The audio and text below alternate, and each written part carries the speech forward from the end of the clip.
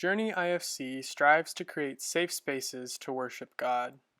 Know that you are welcome just as you are, regardless of religious background or lack thereof, skin color, political affiliation, sexuality, age, culture, or any other label you own or society throws on you. You are welcomed and celebrated here just as you are. Hi, I'm Natalie. Hi, Natalie. Very grateful to be here. Our reading comes from a letter written to the church in Ephesus. Let no evil talk come out of your mouths, but only that which is good for building up, as there is need, so that your words may give grace to those who hear. And do not grieve the Holy Spirit of God, with which you were marked with a seal for the day of redemption. Put away from you all bitterness, wrath, and anger, and wrangling and slander, together with all malice. Be kind to one another, tender-hearted, forgiving one another, as God in Christ has forgiven you.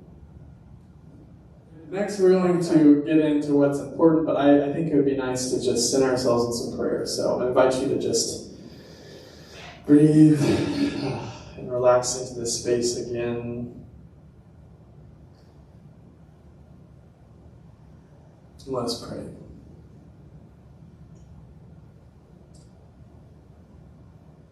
Divine Spirit that calls us into conversation, communication, relationship with one another and with you. Thank you for this time of getting to know each other, and thank you for the gift that is Susan Corbin and her wisdom and knowledge. I pray that in this conversation we can be connected to her passion, but also be connected to that part inside of us that is passionate about something. And God, I pray that we can be reinvigorated in that passion. God bless this conversation and this community as we gather around each other and learn a little bit more about one another. Thank you, God. Amen. So now I'll invite up the wonderful Susan Corbin, who is a longtime journeyer, one of my favorite humans. She has been avidly packing for our trip to Ethiopia. And I have questions here. I sent her questions here. We may do them. Yeah, you didn't. That's what you're replying now. So, hey Susan, let's start. A simple, nice, easy one is tell us a little bit about your intro stuff. I mean, a lot of us know you because we all go here. We're all journeyers now, right? But what information about you that you think would be helpful in this conversation? Just background, any of that stuff. Okay, I grew up in Houston, Texas. I was born in Kermit, Texas. Kermit, you can't hardly say Kermit without Texas accent. It's interesting. I was singing Rainbow Connection in my head on the way. That's why the voice was I just knew. I didn't know. So, Kermit, Texas. Both my parents were from Southern Illinois. So they were here because my grandfather's farm, they discovered gas and oil under it. And so they had some money. So they moved down to South Texas when my dad was in high school. And so that's how we ended up in Texas. We still actually get some oil and gas royalties from that. It's $300 a month. Yay. So, yeah. That's funny. Yeah, it goes around. That so bubbling crude oil. Beverly Hillbillies. Black gold. Black gold. So yeah, I went to high school, met John in high school. And yeah, so we've been married 50 years now. It'll be 52 in August because we got married in 72. Wow. We were babies. Oh my gosh, such babies. But we have 2 children who are amazing people. I can't tell you how that just blows me away. We had nothing to do. Clearly not. But no, You had everything to do. They're great adults. I just can't get over how wonderful adults they are. So, and then we have 6 and used to be 7 grandchildren until Evie died. And so we've had quite a road to hoe lately. But we joined Journey 20 years ago. We were there for the first meeting. And the only reason Woody beat us is because he was at the planning meetings. Oh, I thought it didn't work. Walk from the door first. No. He was at the planning meetings. We did not know about the planning meetings. We would have been there. But you went to Rick's Sunday School, didn't you?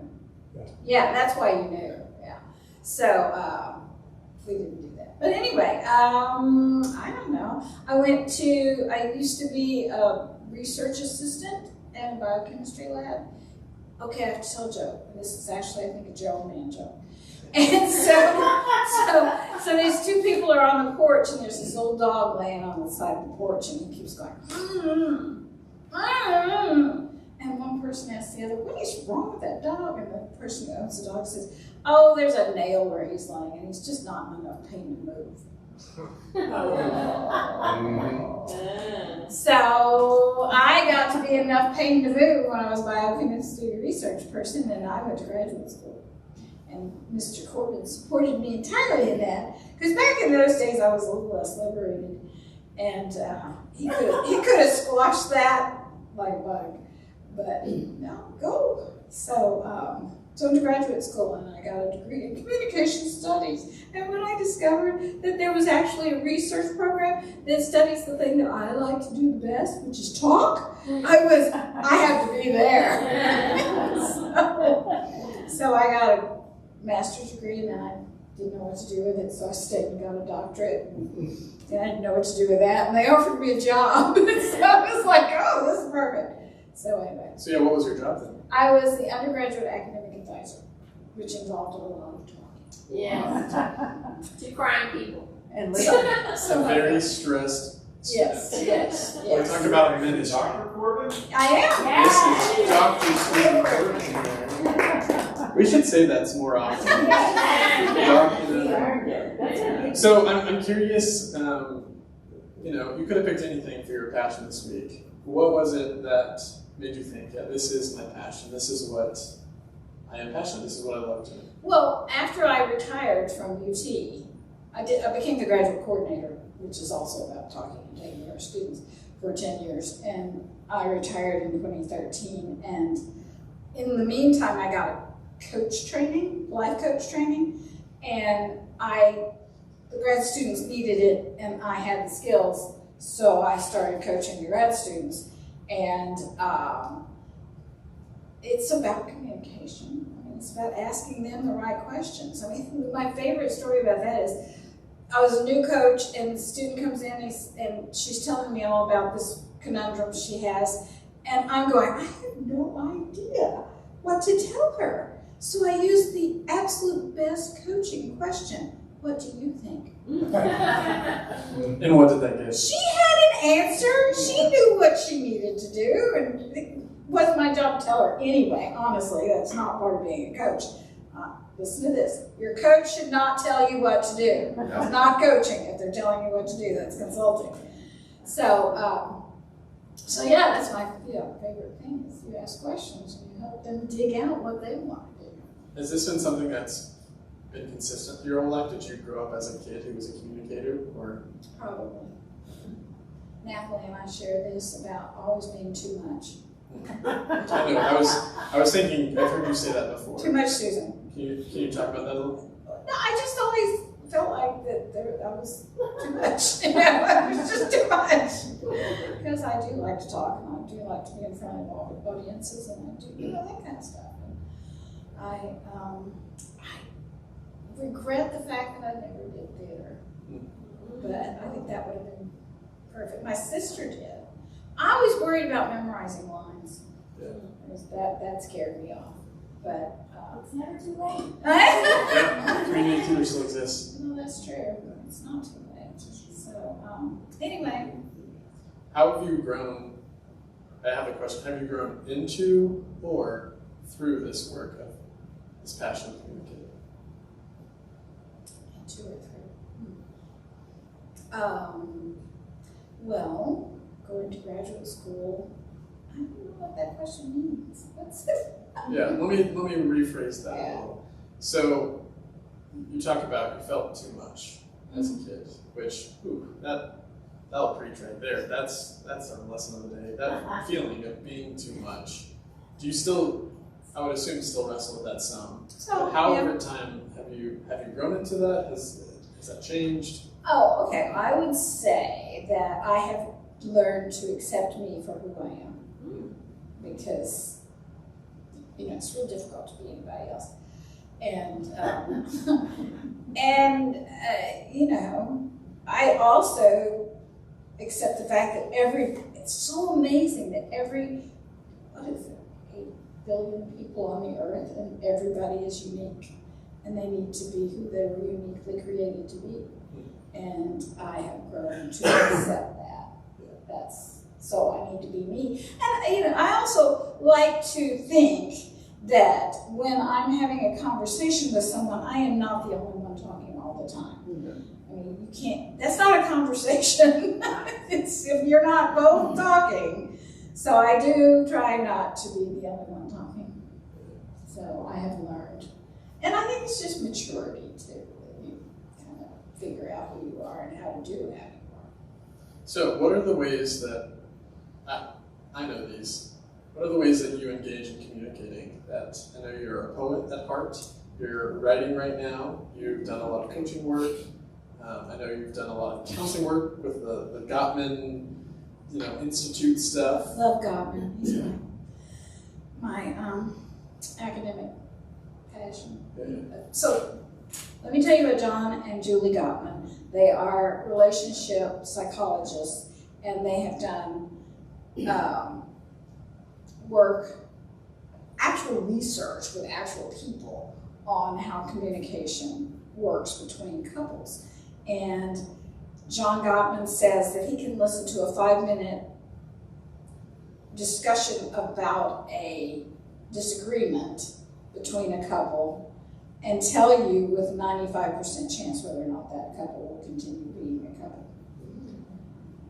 And there's the 4 horsemen of the apocalypse that they say. It's contempt and criticism and stonewalling, and I've forgotten the 4th one. And you told me it the other day, I've also forgotten. I wrote it down on a piece of paper in my office. Yeah, but if you express contempt to your spouse, or if you're criticizing your spouse, or if you're stonewalling your spouse, or defensiveness. Being defensive, meaning you're not paying attention to what those spouses. See, this is what I'm getting down to, too. This is what I brought, my books. So I brought some books about communication. And so the thing is that people think that I know how to talk, therefore I know how to communicate. Yes and no. Okay, explain. Well, sometimes when you're talking, you're not communicating in the best way that you can. And I know most of you probably already know this. When this happens, I feel this way. Rather than, you made me do what? Or you made me sad? Or you made me angry? Or you made me something or other? No, not actually. You need to own your feelings. So when this happens, I feel this way. And I heard another thing the other day that said, it's not that I'm sad, but I am feeling sad. I'm having feelings of sadness, which kind of takes you out of the picture. So if you're not sad, you're feeling sad. You yourself are not sadness. And I really think that's a fascinating way to think about those kinds of emotions and that kind of, and you're unique whoever you are. I've heard, like family systems theory, the idea is that the problem doesn't exist in you or me, it's between. And that's where communication comes in. That's where the problem exists, is how are we missing each other? I'm curious what So I brought this one, this is Harriet Lerner's, and it's why don't you apologize? Why don't you apologize? So it's about how do you do apologies. So apologies are really, for some people are really difficult to accept the fact that they need to apologize about something, that they actually hurt somebody in some way, in their actions actually hurt someone. Yeah. And so she talks, the subtitle is Healing Big Betrayals and Everyday Hurts. And so, you know, you have to own up to it, you have to act like you actually care, and that you want to. I even think on the opposite of like how to accept an apology. That's also a part of communication. Yes, yes. And this one is crucial conversation tools for talking when stakes are high. It's like my son says, well, I had to put on my big boy pants and go talk to somebody. Yeah. You know, there are some conversations you just need to have. And so many of us, and I have been guilty as well, choose not to. Just don't talk about it at all, which is just not healthy. So this one, I like this one. And then this one is a Gottman book. It's the relationship cure. And one of the things they talk about is bids. Bids? Okay. So we make bids to our partner, whatever partner it is. It's a friendship or a relationship or something like that. I felt a little journey here. Yes. So, and you can react to a bid in one of three ways. You can turn towards, you can turn away, or you can turn against. The only one of those two that are good is turning towards. And so even these little things, like one time John and I were driving and I saw this truck and it had the most interesting name of a business on it, and I commented on it. And so, like I said, you have three choices. You can turn away, which is like, ignore it, or so what, or whatever. You can turn against, which like, who gives a and that's certainly not good for your relationship. Or you can turn towards and go, oh, that is kind of strange. And then he made up some story, and it was hysterical. And those are the kinds of things that keep relationships moving in the right direction. It reminds me of like the improv thing, talking about acting. Yes, and. The yes and. Yes, like, and. I love someone who'll get into the bit with me. My best friends are the people who will one-up me on my bit and keep it going, and the story just goes. And I think that does invite us into more conversation. I even think with these little questions we did had that sense of, it doesn't have to be a deep question, it doesn't have to be this profound thing, it just is being willing to enter into the conversation and being vulnerable enough to ask and listen, both sharing and taking in. So. Yeah, what I discovered when I went to grad school, that I look back on my life, and actually any time there was a magazine article or a newspaper article about communication, I'd be reading it. So it was not a newfound thing. It was interesting. This is a thread you can see Yes, throughout your life. Absolutely, absolutely. Well, one of the things about passion that I think is interesting, we will repeat this over and over etymologically, that the word passion means to suffer. And so when we talk about the passion narrative of Jesus, it's when he suffered on the cross. And so when we talk about these things that we're passionate about, there's this sense of, we love it, it's great, it makes us feel so good, I love communicating, but there's also some part of us that aches through it. How do you feel like what's the flip side of that passion for you, of the aching? Yeah, I read that question and I went, You said, let's not do I should have said not to do that question. Because I honestly can't think of anything, really. I mean, other than remembering how to communicate when you're in pain. Ooh. I mean, with what? When you're in pain, to remember how to be open and not do stonewalling and not be defensive and those kinds of things, those are hard to do. And so communication through hard times is what you have to figure out and commit yourself to. How is the academic study of communication versus the lived experience in your relationship with your husband, your kids, your community? How is it different from an academic standpoint versus a lived reality?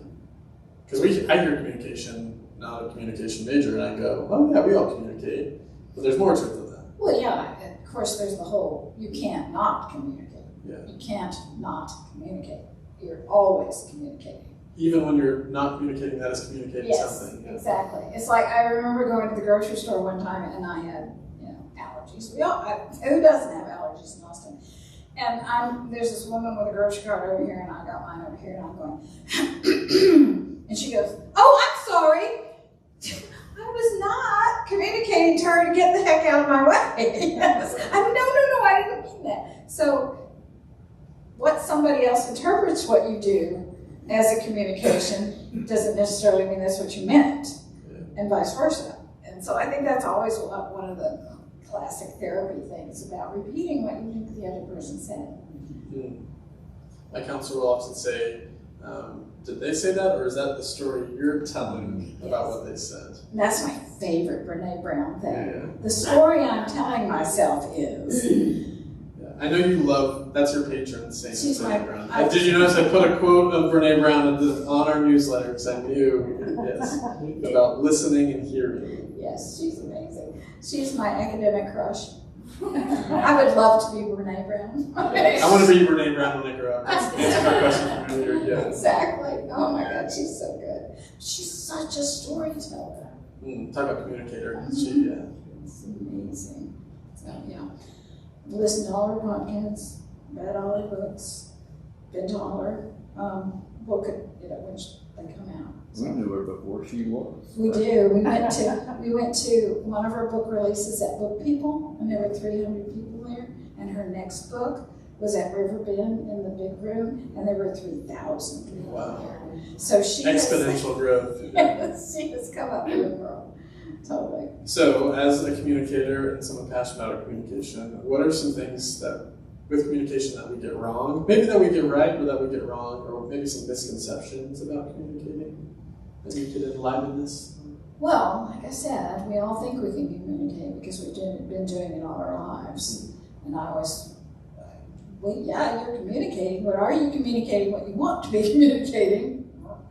So that's why I think these kinds of popular books are helpful. Because they kind of, and like Gottman, I mean, he's taking all his stuff from, and Brené Brown too. I mean, they're both taking their advice, their suggestions from real research.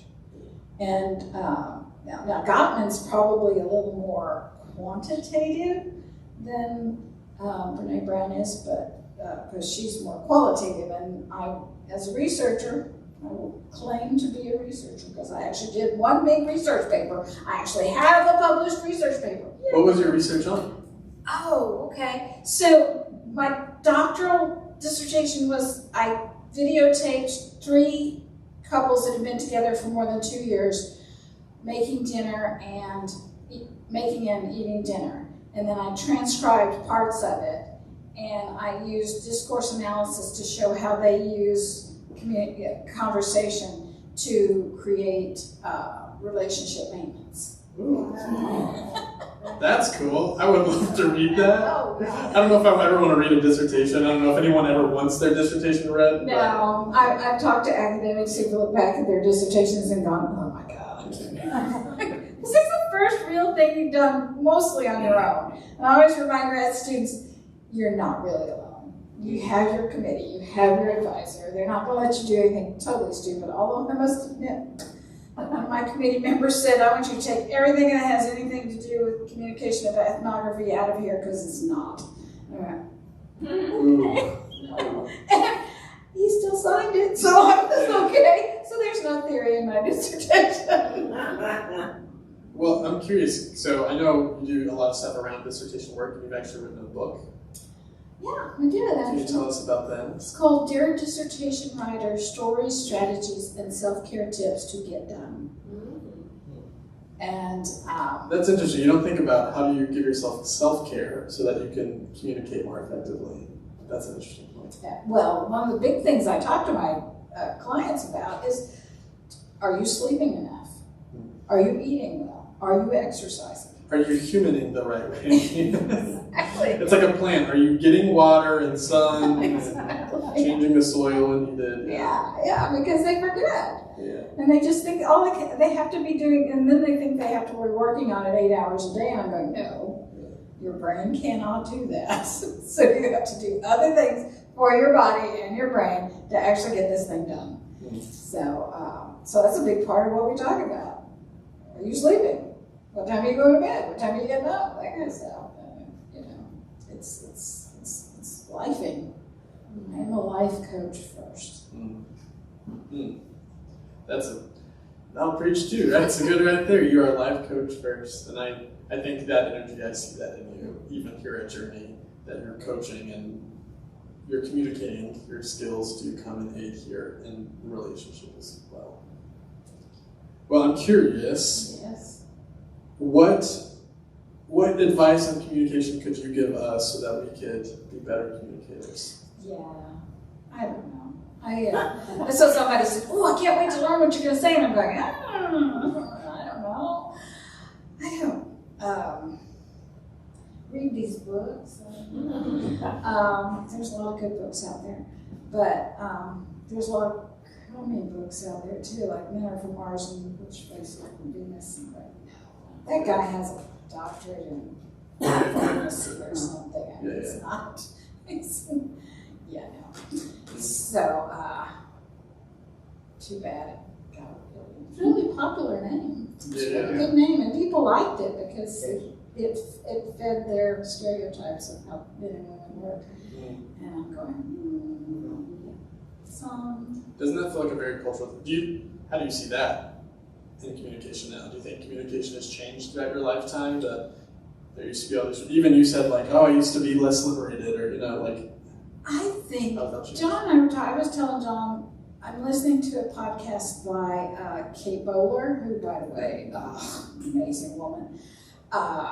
She wrote a book called Everything Happens, and she's got 3 or 4 other books out. But and all the other, what is it, terrible things people say? Is that that's the most recent one? Is Have a Happy Terrible Day or something like that. But she, the podcast I'm listening to right now, she's interviewing a woman whose daughter died by suicide at 17. And so they're talking about suicide. And she said, one of the things is we don't talk about suicide. And we need to talk more about it. Because, one, you don't talk. And this is Brené Brown, too, is about shame. Shame, when you shine a light on it, it's going to go away. If you could share a shame with somebody, they're going to, pat you on the head and say, yeah, me too.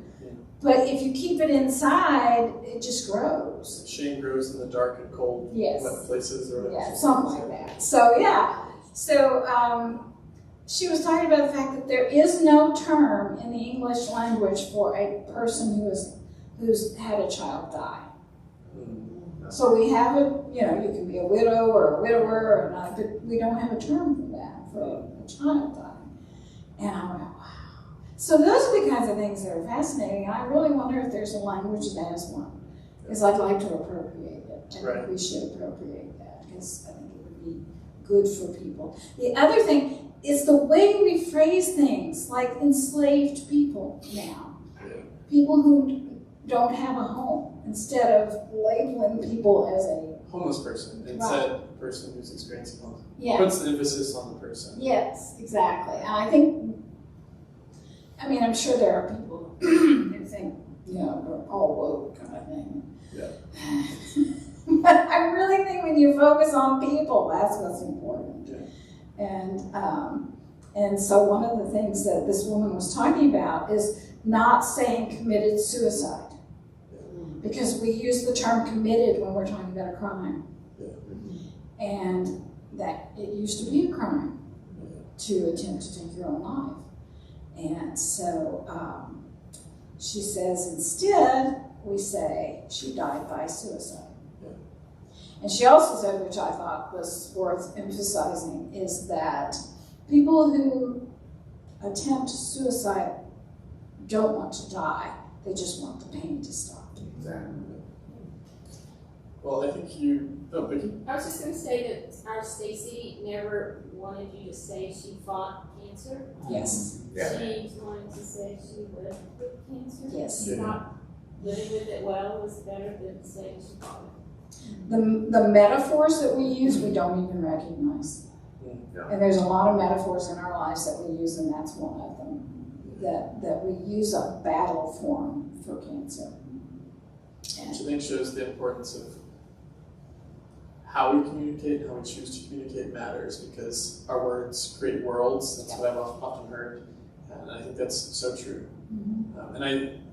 Going into your story, and you had mentioned Evie and her passing, and I know one of the things that you've been working on that I could probably say is part of the passion and the suffering is telling the story of Evie through a memoir. And I'm curious if you're comfortable sharing about that a little. Which part? The memoir of Evie? Maybe the memoir, a little of both. I can imagine they'll be mixed in. So we, in November 2016, got a phone call from our daughter and son-in-law, and they were pregnant with their second bio child, but their fifth family child. And the Chinese obstetrician said that the baby's heart rate was too slow, and that they did a sonogram, and she would not survive the pregnancy, is what they were told. The baby would not survive the pregnancy, and they were in China. And so she came home and called their company doctors, and the company said, come back to the U.S. and let's see. And so that was when it started for us. And so the memoir starts with that, and then it ends with her getting a heart transplant in Dallas in December 26th, 2017. And we lived with her and they moved to Dallas because it was closer to the transplant people. And so they were really more removed from our lives, but when they were here, we were in the middle of all of the stuff that was going on. And so I'm just writing that up, and we'll see what it does. So. What is it like taking this story? And you're a writer. I know you journal a lot. You said a lot of the memoirs going back through old journals and just kind of looking at I couldn't have poetry. written it without the journal. Yeah. What is it like putting that in a book form? It's been interesting because I've learned a lot, because I had never written a novel or anything, but you have to novelize this stuff. You have to put stuff that I've written about as this happened, and then this happened, and then this happened, but you have to make it like in a scene to make it readable for people to enjoy. There were enjoyable parts about this as well. I mean, it's not all doom and gloom, but so I've had to learn how to write that kind of do that kind of writing, and so that's been fascinating. But it's been difficult because you have to go through all the hard stuff too, and the day we came home from Christmas in Dallas, I thought she was going to die. I mean, she was on like 3 different kinds of life support. I mean, she had a ventilator, she had an ECMO, and they were going to put her on dialysis. And we're driving home, and I go, John, I don't think anybody can survive. And she's like, 8 months old. I don't think anybody can survive that. And so we're halfway to Austin in Waco. And Becky calls, and she said, Mom, we have a donor. And I was in the middle of a poem about uncertainty. It was so weird. Do you have that poem with you by chance? Oh my God, no, I didn't bring that one. We'll have to get that and share that. Yeah. I know you've shared it before. Yeah, I wrote this part up and submitted it to Story Circle Network to a contest on uncertainty. Yeah. They want that prize. Yay. And I had $50. Don't say it didn't give you nothing to communicate, right? Yeah. So it was fun. That was very nice. But yeah. And then What did you write about in the poem? That it was just about. It's just about how we think we know what's going to happen. We make plans. We do big things. You know, it's like we have a big plan for tomorrow, but we don't know. We don't really know what's going to happen, and so that was pretty much what it was about. Was that we make all these plans, and the uncertainty. You don't know what's going to happen, and you just have to live it to find out what's going to happen. Yay! So basically, when we were in Waco, Becky calls and says we have a donor, and she says, "Can you come back to Dallas and get the other kids?" So we turned around in Waco and drove back to Dallas. Which is like the worst road, of all places to turn and have to go back into traffic. That is one of the worst. I-35 on the day after Christmas, and it was raining. Oh. So it was like, it's just like, okay. So we went back to Dallas and we got their car and their 4 kids, and this man drove that car with those 4 kids and I had my car by myself. John should be sainted for that. I'm serious. And when we got home, we said, it wasn't so bad until they started throwing shoes. And Talk then about a lesson in communication right there. and then I made them stop. But I would not have had, I couldn't. Because, okay, there's two types of people. There's screeners and there's non-screeners. And, do I need to explain? Yeah, please do. Okay, so screeners are people who can just shut out the outside world. They just go in here and the outside world can, little bombs going off over there. He's a screener. I am not a screener. I am definitely a non-screener. I hear everything. If there's a conversation going on, I will hear it. That's the communicator in you right there. I'm just, It's your passion. and I don't do it intentionally, but I can't not hear it. Yeah. So yeah, that he was much more better equipped to take 4 kids, and they were 5, 4, 3, 2, or something like that, because they're very close in age, these kids. And so yeah, I have thanked my lucky stars that he could do that, because I couldn't have. But anyway, that was that. That was the beginning and the end, and then there's all the middle parts. So. And I know that we know what happened, and that Evie passed away, right around Christmas time. Yeah, she always ruined Christmas. I don't know what that was child. She ruined more than one Christmas. Has there been any healing in communicating about this story through this book for you? It's interesting, because if I had not journaled, I would not be able to tell the story, because there are things in that journal that I don't remember, but it's there, and I'm going, I'm pretty sure that happened, and some funny things that happened. So it's been an interesting experience to relive it, and it's been hard in places, and there are times that I just said, right now I'm not writing. I said, I'm done. I hired a writing coach, and we've been going chapter by chapter, and she's been reading them and making suggestions for making it better. And the last time we met was a week ago Thursday, I think, and I said, okay, I'm done. I've got to focus on this trip right now. I can't be splitting my attention. And it's kind of nice to take a respite from it, I love that you've turned to writing this book. I went to this preaching cohort, and the whole week, I guess, of this week was about how to preach or communicate in the face of communal traumas or in personal traumas. So we listened to different sermons about pastors who had lost their children, or just some really awful things. And they talked about in the face of trauma, people typically have these crises of, I'm going to get this wrong, it's time and cohesion, I think. And it's when these big traumas happen, we lose sense of time and things connecting, comprehension. We can't comprehend it, and the bottom falls out.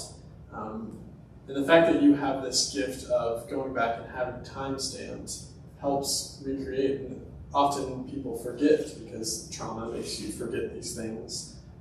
What a gift it is that you have this to go back and look at and kind of process through as you write this. Yeah, I got up to Christmas 2016, and I didn't write anything, and I don't remember anything. And so I talked to my coach about it, and she said, own up to it. Yeah, I thought, just say, I don't know what happened on that Christmas. I'm sure there were presents, and I'm sure kids opened them, and I'm sure kids played with things, but beyond that, I don't remember anything specifically. So that's December 25th, 2016. I don't remember what happened. Yep. So, yeah, it's been an interesting journey. Some of it's been enjoyable, some of it's not. Yeah. Well, I appreciate you taking time to teach us a little bit about yourself and your story and communication. Thank you for being interested. Is there any final thing that you want to share with us? Any big whopper, you're just going to rock our world, our weeks are going to be changed? Any small thing or just anything that you would like to share with us before we end? I did bring a phone. Yeah. I brought 2. they're short. 'Cause I don't like to read long poems, so I don't write them. I saw this entire thing. Mary Oliver was talking about her poetry. I think I told some journeyers this last Sunday, but she's talking about people were like, your books, they used to be these like really short, kind of skinny poems. Why did you change it? Like, I missed that. And she was like, they only were that because I could get the paper that was left over from other books that was discounted. And so I wrote my poem because they fit on that page and I could sell it. And so she's like, but now I can afford the bigger pages. It's what being famous can do for you. So this was called Something Will Be Said. Words stacked up in corners and on top of chairs. Words hidden in closets and under the stairs. Words in my head won't let me sleep. Words clogging up the plumbing of my mind. Words frozen. How long and why? Like water from thawed pipes, words will burst forth. Words released slowly, judiciously, would be safer. How safe will I be? How much do I care?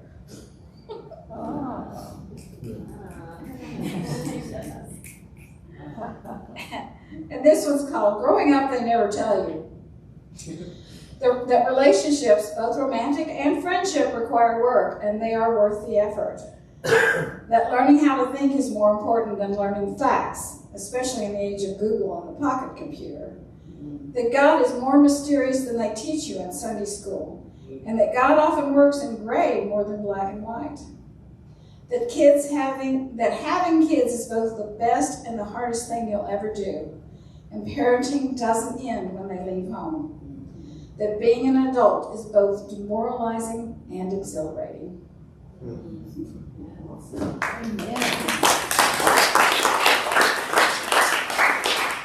Well, Susan, thank you. We love you. We're glad to hear more about you. Is it okay if people have questions or things that came up for them? Is that anyone have any questions or just stuff that rumblings that you want to get on a mic and share? I have a question. Wait. Can I talk in this one? Yeah, that works. Communication is so personal and cultural at times. Absolutely. And the stuff that you're talking about with being specific about your words, it kind of reminds me of grammar, and that there's kind of rules that you're trying to establish. How do you know when to adopt these rules and these changes, and when to say, like, no, that's not a good fit for me personally? Well, that's a hard one. But I think we have to think about how do we want our words to land. The thing about communication is it's two-sided. It's what you say and it's what they hear. So I heard something about somebody said my perceived present. So how are we perceiving our current present? And so even though you think you've expressed whatever it is you think you want to say in the best possible way, you can't guarantee that the other person is in a place to hear it the way you want it heard, which is again why I said it's so helpful with couples if you can go, wait, this is what I think I heard you say, and then repeat it. Because if you don't, and then you both end up arguing about something that you actually probably may agree on, but you're saying it differently. And so if you can get on some common ground, sometimes that helps. So, yeah. It's how do you want it to land, and how hurtful do you think what you're going to say is? And I think like language is always changing and evolving, so it's like you either gotta step up or you get left behind in some ways, you know. All the slang that you miss and stuff, like there's things that I'm not adopting. I'm not gonna have to learn everything, but there are some benefits of learning and growing. I even think of throughout Scripture, how many times does Jesus say something and then and they didn't get it, you know? And it's like, well, if they don't get it, then it's an effective communication. Good thing they wrote it down and we can keep wrestling with it, but you know. But I do love what you said about the story that I hear and what you're actually saying, because often they're never going to be the same because we can only live in our head. but it's saying it out loud so that you can hear it. Yeah, one of my favorite things is people say, well, you think it's all about you. And I'm going, well, yeah, actually. I mean, each one of us thinks it's all about us because it's the only experience I got. My life can't be about you. Yeah, exactly. It doesn't mean that I can't take your whatever you have to say Thoughts into and mine. opinions Yes, and all of that. But I can't live my life any way other than it being about me. Yeah. I don't want to make myself the most important thing in everybody's life, but I am kind of. It would be really convenient. Yeah, it would be if they would for you. do that, but they won't, so, and they shouldn't. But What's the line? The only life you're able to save is your own. It's a Mary Oliver quote, I think, too. But, oh yeah, that poem. That poem had me in tears on the bus going to UT the first time I read it. I just went, oh, like stars. yeah, the journey. That's what it's Yeah, called. Yeah. it's so good. Yeah. Yes, ma'am. I'm just thinking, I went to a play, Zachary Scott, last night that's about a gay girl not being allowed to go to the prom. And it was a very well done musical. My brother and his wife happened to be in town and wanted to go to the play too, and they came.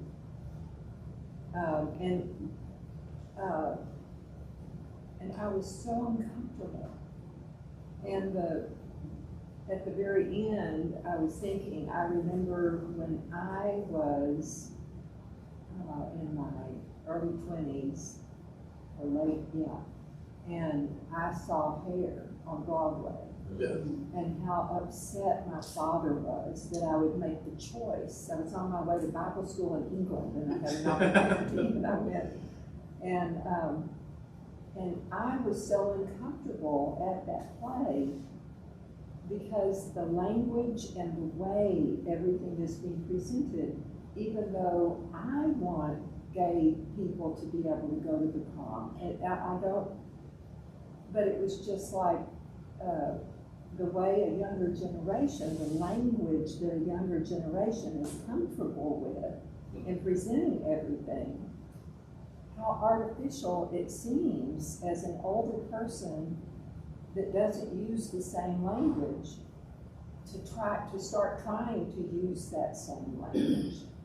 I'm just not sure when you are in your 70s and 80s and that people who are 13 and 17 and 27 want you to be speaking. Probably not. It feels really artificial. Yeah. And I think there's a gift in reading each other, intergenerational work of, that's what I love about Journey is we have Lily, we have me, we have you, we have all these people in different walks of life that come together, and it's learning and bumping into communication issues where it might not work, we might miss each other, but trying again. I'm sorry, I started talking now. Yeah, that's good. That's a gooder answer than I did. No, you have the So, in my experience, it's not only the words that matter, it's the tones Or, yeah, how do you say that it? comes into play too. I mean, you Absolutely. can say the nicest thing in a horrible tone, and that's the way it's going. Yeah, that's one of the things you learn in Communication 101 is that it's not just the words, it's also the tone and all the other things that go along with it. Well, Ted? Yeah, Jacob and I have been talking about in relationship how challenging it can be to like enter into different emotions. Like with sadness, it's like, let me lean into this. Like I can meet you in sadness, but how anger can be really hard to like meet someone in. When like anger is speaking for our own injustice, like can you talk about, in your experience, how can we communicate intentionally when we're angry?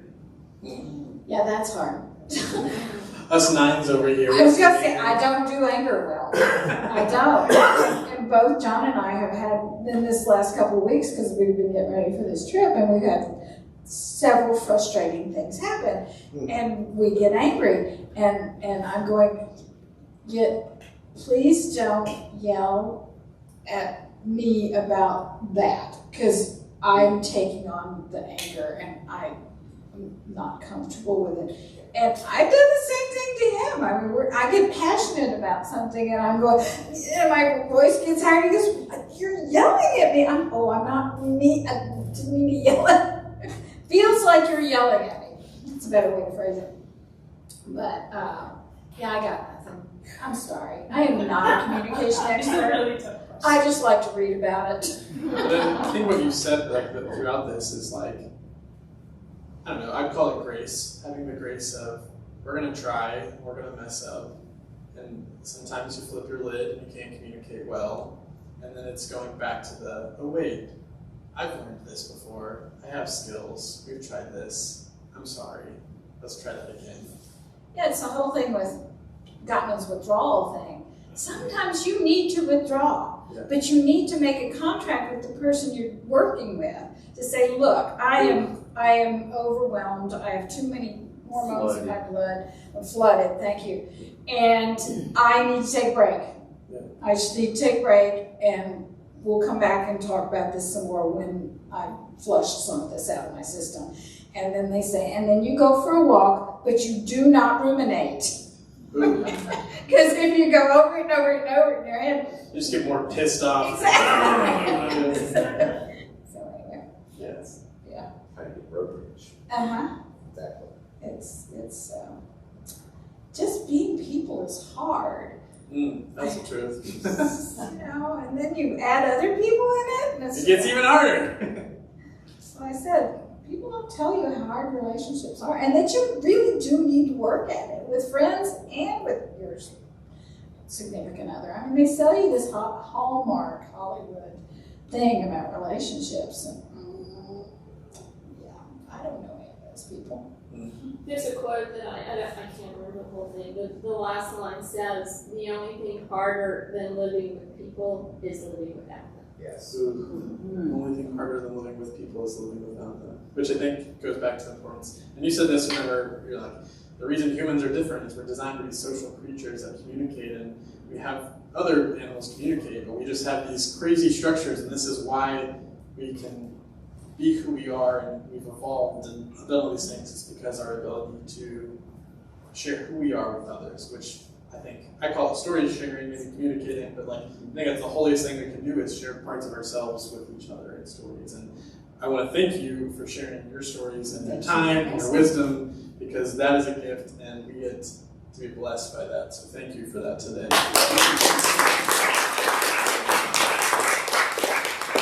We went to see Anne Lamott a long time ago when Journey had been not very old, but Barnes and Noble. Yeah. And John and I ended up standing in the balcony, and most of the Journeyer people were down in the floor, and I stood there and I went, John, those are our people. Well, thank you for being our people. Thank you again, Susan. We love you. So, this is called the Servant Song. I'm not sure if y'all, I think we've sang it a couple of times. It's kind of a classic. I like the Beatles song you picked at the beginning. Susan.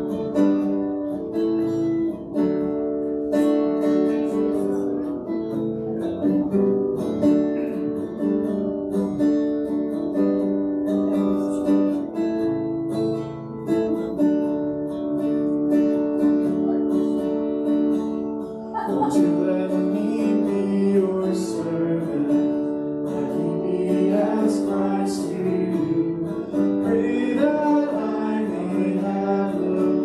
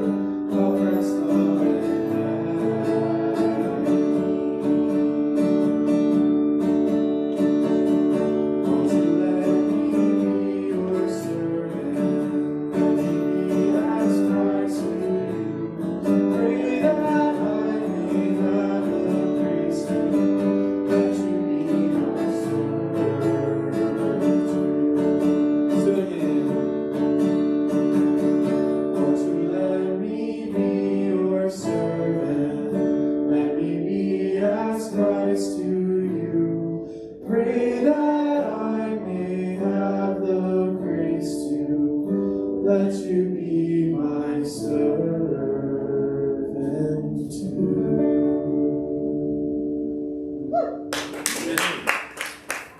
Well, to kind of sum things up for today, we are learning more about each other, even just in the activity. And as we're bringing this up, I wanted to bring up the reading again, because today, this week, last few months, everything that's going on in the world, if we'd all just heed this, we wouldn't have the problems that we're having. Everyone's so quick to rush to a judgment and to say things that they are passionate about, that they suffer for. The problem is we're saying it wrong. It's not the words we use, it's so much as how we're using them. So be mindful this week with everyone you come in contact with. You'll be in a different country. I know. We'll be in all over the place, and as summer comes along, we'll meet new people. Be mindful of what comes out of your mouth, not just in what you say, but how you say it. And when it comes to mean people, the only thing that we can do about them is not become one of them. So go in peace this week. Amen. Amen.